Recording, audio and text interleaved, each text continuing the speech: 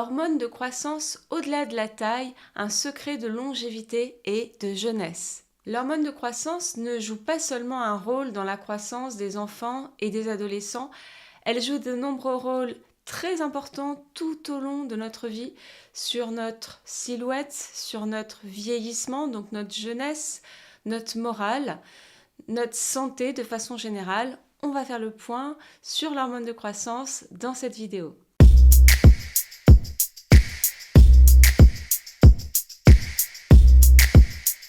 Bonjour à tous et bienvenue sur ma chaîne Embellir sa santé. Chaque semaine, je vous présente des sujets fonctionnement du corps, alimentation, hygiène de vie pour faire de la prévention. Je précise que je ne suis pas médecin et que cette vidéo vous invite à découvrir une chose importante et à vous motiver pour prendre soin de votre hygiène de vie. On va le voir tout au long de la vidéo. Aujourd'hui, nous plongeons dans le monde fascinant de l'hormone de croissance qui mérite vraiment d'être mieux connue tant elle impacte tout dans notre corps, on va le voir. Avant de commencer, si cette vidéo vous a appris quelque chose ou vous fait simplement passer un bon moment, n'oubliez pas de mettre un petit j'aime. Qu'est-ce que l'hormone de croissance? Alors, elle a plein de petits noms comme somatropine, somatotrophine, somatotropine. Elle est sécrétée dans le cerveau, notamment l'hypophyse. Elle est cruciale durant l'enfance et l'adolescence pour le développement musculaire des os, donc tout ce qui est développement et croissance, comme son nom l'indique, mais on va voir qu'elle a de très nombreux rôles tout au long de la vie, puisqu'elle impacte la croissance et la reproduction de nos cellules, rien que ça, et également la régénération de tous nos tissus. On la dénomme souvent GH, parce que ça vient de l'anglais Growth Hormone. Son rôle sur la croissance est en réalité indirect puisque elle est métabolisée dans le foie en une deuxième hormone qui est l'IGF-1, qui est la véritable hormone de croissance. D'ailleurs, dans la biologie, s'il y a un dosage qui est fait, c'est l'IGF-1. Des pathologies sont liées à cette hormone, le nanisme en cas de déficit et le gigantisme et l'acromégalie en cas d'excès de cette hormone. Connaissiez-vous l'hormone de croissance? Marquez-le moi en commentaire. Durant l'enfance, la bonne production d'hormones de croissance est essentielle donc pour le développement des os, des muscles, des tissus qui font qu'un enfant passe d'un bébé à la taille adulte. À la puberté, le taux d'hormones de croissance sécrétées naturellement atteint son maximum. Et là, c'est intéressant de le savoir, l'hormone de croissance joue un grand rôle dans la reproduction. Alors, qu'est-ce que ça fait chez le jeune homme? Chez le jeune homme, l'hormone de croissance impacte l'agrandissement de la taille du pénis quand il est à la puberté et qui va devenir un homme, et ensuite le maintien de cette taille. L'hormone de croissance également intervient dans la synthèse des hormones mâles, les androgènes, et des spermatozoïdes, donc un grand rôle dans la maturation sexuelle et la reproduction. Et chez la jeune femme, l'hormone de croissance impacte la synthèse des hormones stéroïdiennes et également l'ovulation, la mise en place de l'ovulation qui a un rôle donc indispensable, qui est la clé de la reproduction, mais pas seulement, c'est la clé de tout le bien-être aussi physique et émotionnel de la femme. Ne trouvez-vous pas que ces rôles de l'hormone de croissance sur le développement sexuel et la reproduction méritent quand même d'être mieux connus parce qu'on l'ignore très souvent? N'hésitez pas à m'écrire ce que vous en pensez en commentaire. Chez l'adulte, l'hormone de croissance joue de nombreux rôles anaboliques. Qu'est-ce que ça veut dire? Ça veut dire qu'ils construisent des tissus, au contraire de cataboliques qui détruisent ces tissus. Qu'ils soient des tissus musculaires, osseux, ça intervient sur le métabolisme lipidique, glucidique, l'équilibre nerveux, on va le voir en détail. L'hormone de croissance impacte le développement musculaire. C'est d'ailleurs une raison pour laquelle certains sportifs la détournent en produits dopants. Elle permet de prendre du muscle et à l'inverse, quand on en manque, on perd en masse musculaire et on augmente en masse grasse. Si vous voyez que vous avez une fonte musculaire et qu'à l'inverse vous prenez du gras et notamment de la graisse abdominale, il y a certes de nombreux facteurs, j'en ai très souvent parlé, notamment la résistance à l'insuline, mais derrière ça, une cause encore plus profonde et totalement méconnue, peut-être le manque d'hormones de croissance qui a tendance à faire augmenter la graisse abdominale et aussi la résistance à l'insuline. Et le manque d'hormones de croissance fait prendre de la graisse abdominale intra-abdominale et extra-abdominale. Alors intra-abdominale, qu'est-ce que c'est? C'est la fameuse graisse viscérale, c'est-à-dire qui entoure les viscères, qu'on ne voit pas, qui est sous la peau. Et c'est une graisse extrêmement inflammatoire qui produit des œstrogènes, même chez les hommes, c'est-à-dire que l'homme va se féminiser s'il prend du ventre. J'en reparlerai prochainement dans une vidéo. Le déficit en hormones de croissance favorise la résistance à l'insuline, donc un état de prédiabète, même s'il est très long à se déclarer en diabète, parfois plusieurs dizaines d'années, mais en attendant, on peut avoir tout ce qui est dérèglement de type syndrome métabolique, c'est-à-dire obésité abdominale, résistance à la perte de poids, prise de graisse abdominale, hypertension, stéatose hépatique non alcoolique, tout ce qui caractérise le syndrome métabolique. Également intéressant, l'hormone de croissance impacte le taux sanguin de cholestérol. Il favorise la mobilisation des graisses dans le sang en vue de leur utilisation à des fins énergétiques.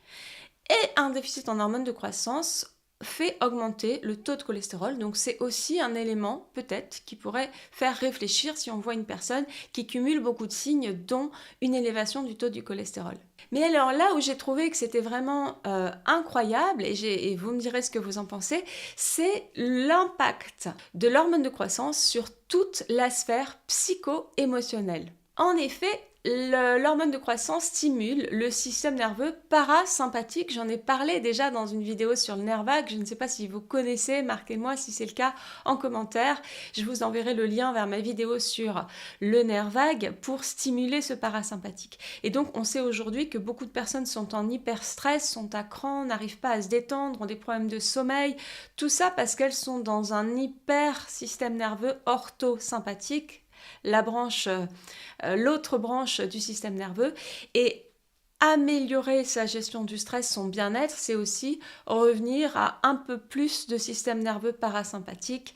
Et pour cela, l'hormone de croissance est intéressante, c'est qu'elle vous augmente naturellement votre système nerveux orthosympathique et elle améliore les transmissions nerveuses. Donc c'est favorable à la sérénité, au calme, à une bonne gestion du stress, un bon sommeil, un bon moral, parce que quand vous avez un meilleur équilibre nerveux, cela favorise aussi la production de neurotransmetteurs calmants et du bien-être psycho-émotionnel comme la sérotonine et le GABA.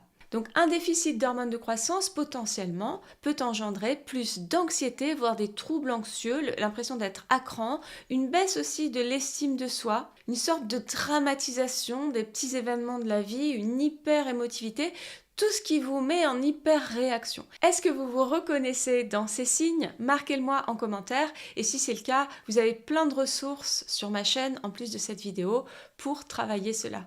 Voyons à présent les effets de l'hormone de croissance sur le vieillissement. L'hormone de croissance stimule la régénération des tissus. Alors si vous constatez un relâchement de la peau, au niveau du visage, ça va faire les paupières qui se relâchent. On peut avoir tout ce qui est les yeux qui vont tomber, les joues, on appelle ça les bas-joues quand ça tombe, le menton qui se relâche, le ventre qui se relâche, les fesses qui se relâchent, les cuisses qui se relâchent, même les genoux. Tout ce relâchement peut être accéléré, et c'est souvent le cas, par un déficit en hormones de croissance. Également, le déficit en hormones de croissance accélère l'apparition de rides, de ridules et également augmente l'amincissement avec l'âge des lèvres. Certaines personnes me parlent de ça en me disant vraiment je ne comprends pas, avec l'âge j'ai l'impression que mes lèvres se rétrécissent. Eh bien, intéressez-vous à votre hormone de croissance. En tout cas, faites tout ce que vous pouvez, que je vais donner dans cette vidéo, pour augmenter votre hormone de croissance. L'hormone de croissance impactant la croissance des os et des cartilages et leur maintien tout au long de la vie, eh bien quand on manque d'hormones de croissance, cela favorise la fragilisation des os, donc l'ostéoporose et également l'arthrose par une fragilisation de tout ce qui est tendons, ligaments. Également, un déficit en hormones de croissance favorise la rétractation des gencives. Un déficit en hormones de croissance engendre également un affinement des cheveux et des sourcils. Comme tout dans le fonctionnement hormonal, l'hormone de croissance joue un rôle dans une sorte de symphonie hormonale où tout est lié. Donc un déficit en hormones de croissance impacte le fonctionnement de toutes les autres hormones. On voit bien que l'effet est immense. Donc potentiellement, selon votre terrain, cela peut conduire à des déséquilibres hormonaux ou les accentuer. Également, l'hormone de croissance impactant la réparation des tissus, eh bien si vous en manquez, vous aurez davantage de lésions, en tout cas vous réparerez moins bien, votre corps se réparera moins bien. Avant d'en venir à comment booster son hormone de croissance, on va essayer de comprendre comment elle est fabriquée. Alors l'hormone de croissance est fabriquée à partir d'acides aminés qui sont ses précurseurs, donc des briques de protéines dans le cerveau et de façon pulsatile, c'est-à-dire avec des pics de production et après ça redescend. Le principal pic est durant la nuit. Il y a également des pics diurnes qui vont être stimulés par certaines conditions que je vais vous expliquer. Alors, pour que cette production ait lieu, il faut certaines conditions et à l'inverse, certaines conditions vont la bloquer. Alors, qu'est-ce qui nuit à la production d'hormones de croissance ? Eh bien déjà, le manque de sommeil ou un sommeil perturbé ou encore un sommeil trop léger qui n'a pas suffisamment de phase de sommeil profond. Parce que c'est durant cette phase de sommeil profond que votre hormone de croissance va être produite. Alors si vous avez des troubles du sommeil, eh bien on va vraiment essayer de réparer ça. Ça se traite, faut pas rester comme ça. Restez bien dans la vidéo, j'en parle après. Également, le manque d'activité physique, parce que l'hormone de croissance dans la journée va avoir des pics de production si vous vous mettez à pratiquer une bonne activité physique un petit peu intense. Alors bien sûr, quand je dis ça, j'ai conscience que certains d'entre vous sont épuisés. Si c'est le cas, c'est pas le moment d'aller faire du sport intensif. Il faut d'abord se réparer. Pour cela, si c'est le cas, je vous invite à vous inscrire à ma conférence du jeudi soir. Vous verrez le lien d'inscription sous la vidéo parce que je parle de cette fatigue et je parle de pourquoi cette fatigue et comment en sortir et tout est lié dans le corps. Donc voilà, ça c'était pour la petite parenthèse. Mais si vous n'êtes pas épuisé, faites de l'activité physique avec une bonne intensité parce que ça va aider votre corps à produire l'hormone de croissance. Le manque d'apport de protéines dans l'alimentation nuit également à la production d'hormones de croissance. Intéressant également, une consommation excessive de café, de sucre et d'alcool nuit terriblement à la production d'hormones de croissance. Vous commencez peut-être à vous dire « Ah, ça fait beaucoup, sommeil, café, sucre, alcool ». Donc, vous voyez l'impact de l'hygiène de vie sur la production de votre hormone de croissance. Une carence en vitamine D également bloque la production d'hormones de croissance. J'en ai parlé souvent dans d'autres vidéos. Également, le manque de GABA. Le GABA est un neurotransmetteur calmant dont j'ai parlé dans une vidéo entière. Je vais y revenir après. Et bien sûr, la production d'hormones de croissance diminue avec l'âge, mais on peut freiner cette diminution. Voyons à présent comment stimuler, comment booster votre hormone de croissance naturellement. Déjà, il s'agit d'avoir un sommeil profond. Essayez de vous coucher plus tôt. Le sommeil profond avant minuit va vous aider à produire plus d'hormones de croissance. Essayez vraiment de lutter contre le fait de traîner le soir. Je sais qu'on a tous besoin de décompresser après une journée de travail. Si vous pouviez déjà commencer par raccourcir un petit peu pour vous coucher un petit peu plus tôt. Et donc, surtout, il faut que votre sommeil soit de qualité. Donc, vous avez des outils pour améliorer la qualité de votre sommeil. Je vous renvoie pour cela à ma vidéo sur le sommeil.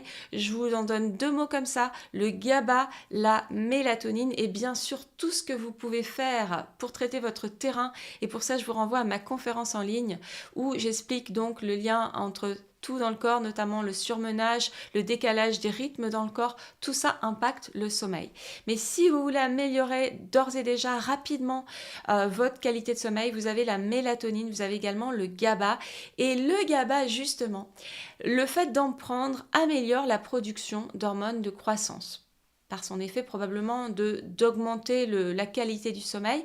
Donc le GABA, c'est un acide aminé neurotransmetteur, donc il n'y a pas de contre-indication, ce n'est pas un médicament, il est possible d'en prendre si vous êtes très anxieux, très à cran, que vous avez du mal à vous détendre, que vous avez du mal à dormir, tous ces signes-là, honnêtement, le GABA devrait vous faire du bien. Vous avez toutes les informations dans ma vidéo sur le GABA. Marquez-moi en commentaire si c'est votre situation. Également, pour augmenter l'hormone de croissance naturellement, il faut faire du sport. Alors ça tombe bien, il faut faire du sport pour à peu près tout ce qui est dans le bien-être et la santé. Et bien là aussi. Et le sport, c'est pas juste aller marcher ou faire ses courses ou faire 10 minutes de vélo. C'est faire suffisamment pour transpirer, pour sentir qu'on fait un effort.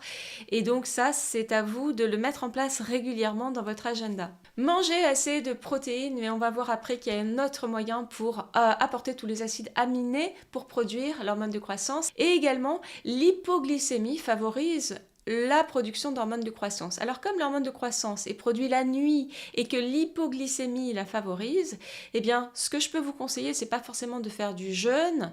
On sait que le jeûne peut diminuer la fonction thyroïdienne, donc c'est pas forcément ce que je conseillerais, mais par exemple de dîner beaucoup plus léger, de façon à avoir une petite hypoglycémie durant la nuit, ce qui va favoriser votre hormone de croissance. Est-ce que déjà ces premiers éléments vous ont motivé à prendre soin de vous? Marquez-le moi en commentaire. Il y a également la vitamine D, donc pour optimiser un bon taux de vitamine D, je vous renvoie à mon article sur la vitamine D et mes vidéos, vous aurez tous les liens sous la vidéo en description. Et enfin, si vous êtes reconnu dans plusieurs signes, vous dites voilà quand même là j'ai plusieurs signes, moi je ne vais pas vous dire comment faire un dosage, je ne veux pas rentrer là-dedans, ça vous voyez ça avec un médecin fonctionnel si vous le souhaitez, parce que de toute façon c'est l'IGF-1, après il faut savoir l'interpréter. Dans une vidéo comme ça je ne vais pas rentrer là-dedans, ce n'est pas la peine de me le demander en commentaire. En revanche, il est intéressant de faire des cures d'acides aminés qui ne vont pas vous... Il n'y a aucun risque à prendre ça, c'est juste comme des nutriments, des protéines que vous apportez en plus à votre corps. Vous pouvez faire ça en cure de 3 mois, le soir au coucher. Alors moi, il y a un produit que je plébiscite, donc c'est vraiment un partenaire parce que je pense que ça a un intérêt pour nous tous, d'augmenter naturellement son hormone de croissance. Et il y a un produit que j'ai choisi parce qu'en France, il y a encore très peu de compléments alimentaires qui ciblent la production d'hormones de croissance. Et il y en a un en Belgique, chez Biform, qui s'appelle Natural Boost Forte, qui va contenir vraiment une très belle synergie en acides aminés précurseurs de l'hormone de croissance et qui donc va vous faire du bien pour cela en cure de 3 mois. Vous pouvez prendre la moitié de la posologie, alors il faut toujours prendre le maximum de la posologie conseillée par le laboratoire. Vous pouvez prendre la moitié avant le dîner, une demi-heure avant, il faut que ce soit à jeun, c'est mieux. Et l'autre moitié le soir au coucher, le tout pendant 3 mois. Et vous le faites régulièrement, par exemple tous les 6 mois, vous refaites ça de façon à entretenir votre hormone de croissance. Et puis si ça vous fait du bien, alors ça ne sera pas tout de suite, ça sera peut-être dans 6 mois, marquez-moi en commentaire si vous avez vu un effet sur votre bien-être. Il y a des gens qui disent « Ah ben je sens, je suis plus calme, je suis plus relax, je dors mieux, je suis plus détendue ». D'autres me disent « Ah ben oui, je constate une meilleure tonification de ma peau, moins de relâchement. » Et d'autres disent je constate que je prends moins facilement de la graisse et au contraire mon corps se tonifie. Il y a plein de retours possibles. J'attends donc vos retours. Pour le produit Natural Boost, vous aurez bien sûr tout qui est indiqué en description. C'est un conseil que je peux donner dans mes accompagnements, donc je vous le donne dans cette vidéo. J'espère que ça vous sera utile, mais surtout, j'espère que ces éléments vous ont intéressés, vous ont donné envie de prendre soin de votre sommeil, prendre soin de votre hygiène de vie, de votre alimentation. J'attends vos commentaires. Je vous souhaite une bonne semaine. On se retrouve la semaine prochaine.